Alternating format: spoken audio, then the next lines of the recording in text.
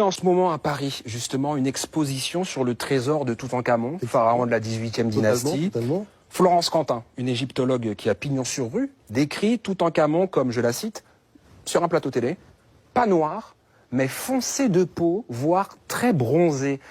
Pourquoi il est si dur de dire nègre quand on parle de l'Égypte pharaonique? C'est-à-dire que vous voyez qu'aujourd'hui, les chercheurs sont prêts à sombrer dans le ridicule quand on parle de l'Égypte noire pharaonique. C'est-à-dire qu'il y a une géopolitique, il y a un imaginaire qu'on ne souhaite pas modifier. On est dans des rapports de prédation économique, financier.